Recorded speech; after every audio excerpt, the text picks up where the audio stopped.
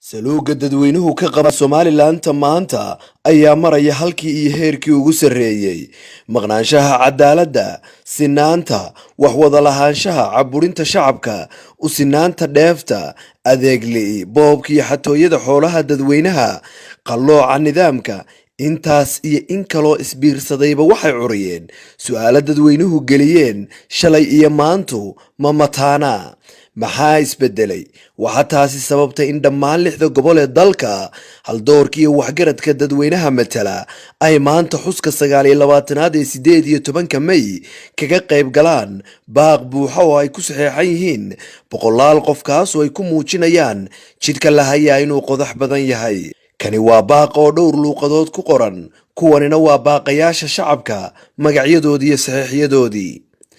baaqa dadweynaha ka soo baxaya ayaa muujinaya diidmada dadweynaha ee jidka la qaaday wuxuuna muujinayaa maaweelada lagala daalay bulshada in ka badan rubuc qarniga oo aan xagna loo jihaysan sidoo kale wuxuu tilmaamayaa istoorin la'aanta duqii daraad iyo tan maanta walow guuxa dadweynuhu uu yahay midaan sii daboolaan doonin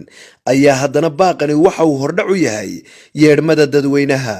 daalayo weynu diidnee dabadda kaalaya shacbiga Somaliland wax kastoo laga sheegay tiisiyaad bare dib ayaa loogu beejiyey taasina waa tan damqashada sii xoojisay taasi kuma koobnee saluuga baahay ee silacla nool yahay iyo isa seega nidaamkiiyo dadweynaha waxa kaloo shacabku ku muujiyeen muuqaallo qof kasta halkiisa ku soo bandhigayo dareenka gubaya waxaan qayb ka ahay saxaxayaasha iyo dadka taageersan baaqa shacab ee ujeedadiisu tahay in loogu yeero dowladda Somaliland in lagu soo noqdo mabaadi'da ku dhisan dastuurka Somaliland ee ah dadka reer Somaliland ku heshiiyeen dastuurkooda ku qorteen shirweynayaashii laga soo bilaabo 1991kiina lagu dhigay kaas oo ah sababta ugu weyn ee goonistaagga Somaliland loo dejiyay taasi waa in la helo cadaalad sinaan dowladnimo dadka u dhibirsan u nugul taageerta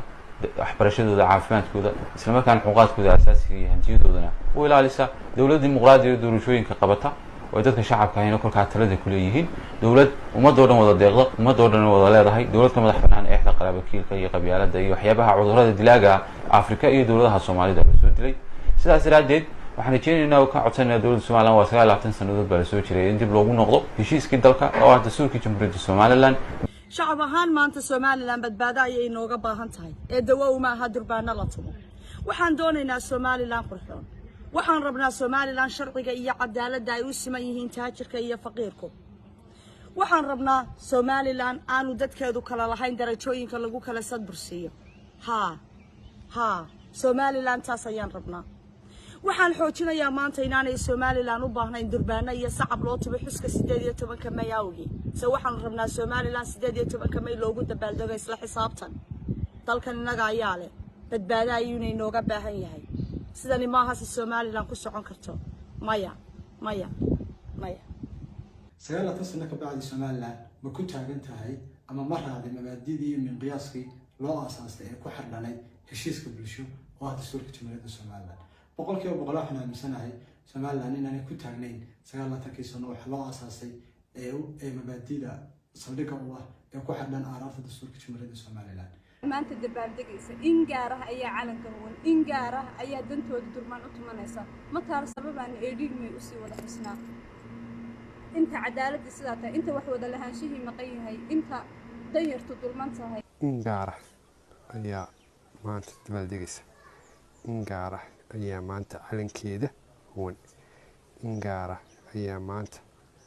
durmaan tumanaysa ma jirto ujeedo aan oran karo 18 May loo wada dabaaldego muxuu ahaa waxa aynu doonaynay marka aynu la dagaalamayna rejiimkii Maxamed Siyaad Barre haddii aynu maanta 29 sanadood jirayna ma gaadhnay halkaynu doonaynay ma u dhownahay visionkeena iyo aragtideena sidii ma yahay arrimahaas waa arrimo mudan in la isweydiiyo kastoo laga yaabo dadka qaar inay ka baxanaaqaan in la isweydiiyo xagayna u soconaa oo malaha hadda qofka dee su'aalaha noocaas oo kale ay isweydiiyo waxyaabo kale waa lagu shaabadeeyo laakiin waa su'aal xaq mudan وسؤال قف كست أو مسكحدي سؤال كريتيك سمايني سوا أو أي تهين سويديو. ما أنت الشعب غير سومالي لأنه قبل هذا وحيصوص صارين باق ضد بقول الكرو رافية أي باقة كصح إحنا ضد كاس وحي كهذا ليان إن wixii aynu somalilan u samaynay ee sinaan ahaa ee cadaalad ahaa ee wax wada lahaansho ahaa ee midnimo ahaa ee qarannimo ahaa arrimaha inaynaan sidii la rabay uga shaqayn balse aynu beddelkeeda opposite ka nahay oo halka aan joogno halkii ay ahayd inaynu dhaqaale wanaagsan waddankan aynu u abuurno inuu waddanku weli fakhri yahay halkii ay ahayd inaynu waddanka la wadaago oo midnimo iyo dadkan oo midnimo qarannimo ah ka dhaxaysaa oppositekeeda kala qaybsanaanta ugu badan waqtiga uu ku sugan yahay waddanku inay hadda tahay halkii ay ahayd in sinaan iyo cadaalad waddanka lagu maamulo in waddanka sadbursi fara badani ka jiro sadbursi dhanka deegaanada ahi ka jiro deegaanada markaan ujeedo waxaan ujeedaa beelaha ah sadbursi dhanka gobollada ahi uu ka jiro oo dhammaantoodna ay yihiin arrimo structural ah dadka justiceka ka hadla iyo cadaaladdu waxay sheegaan marka ay cadaalad darradu ugu daran tahay waa marka ay systemka gasho inta jamhuuriyadda somaliland kala maqan tahay annagu eedhiin may xusi mayno inta jamhuuriyadda somaliland la wada leeyahay la helayo inta calan midaysan la helayo annagu eedhiin may xusi mayno jamhuuriyadda somaliland la wada leeyahay baanu rabnaa qaran wada dhisan hees walba qaadnay oo heeso beena qaadnay ma jirto sabab aanu durbaan beena oo aan waxba ka jirin eedhiin may dambe usii turno qaranka daayartiisu wehelka u tahay ka warqablaanta qaranka kuwii usoo halgamay ku hoos dulma yihiin waxba durbaanada u tumi mayno xaq waxaan u leenahay inaan isweydiino maalin walba soo banaanbaxna isu soo baxnaya maxaanu ka haynaa dhalinyaro ahaan 30 sano kadib halkee loo socdaa inta cadaaladdu sidaas tahay inta wax wada lahaanshuhu maqan yahay ma soconayso in isugu yimaado xuska 18 May maanta waa sanad guuradii kasoo wareegtay xuska eedhiin may waxaan leeyahay eedhiin may 30 sano soo dabaaldegaynay waxaa la keeni weyday in gaara ku shaqaysata waxaan leenahay idinku maanta tuma durbaanka aada usii tuma annagu waa naga dhamaatay ma tumeeno durbaan waxa kasoo soconay ma tumeeno in gaara isku masruufta in gaara ku shaqaysata aada iyo aada badan mahadsantihiin waa idin salaamaya dhammaantiin haddaba maanta waynu ka joogno 30 sannadood maxay noo qabsoomay ma jirtaa somaliland la wada leeyahay ma jirtaa midnimo ma jirtaa cadaalad ma jirtaa wax wada lahaansho jawaabtu waa maya taa beddelkeeda waxaad moodaa inay somaliland ay cid gaari ku abtirsanayaan oo iyaga un ay u tahay somaliland haddaba intii saa tahay inta la helayo system cadaaliya wax wada lahaansho iyo somaliland la wada leeyahay no to 18 May celebrations soo kale somaliland wada lahaanshaheedu ku noqon maayo ama jiritaanka somaliland ku noqon maayo intixaad ku maro wuxuu ku noqonayaa in bulshada reer somaliland ay wax wada yeelato inay waxa ay wada yeelato ay u aragto in qof kasta uu leeyahay ama cid kastoo reer somaliland ay leedahay saa daraadeed si somaliland loo wada yeesho waa in dhaqaalaha dalka loo sinaada aanu caasimada ku koobnaan siyaasiyan waa in yacni reer somaliland ka wada dhex muuqdaan tabashada dastuurka ay qabaan dib loo furo wax wada lahaanshaha dib loo furo talada dalka somaliland oo dhan ay wada yeelato maalinta la dhaho 18 May waxaa lagu sheegaa maalin qaran haba ahaato maalin qaran laakiinse maanta somaliland waa dad dan guud ay ka wada dhaxayso waa dad isu yimi oo samaystay nabad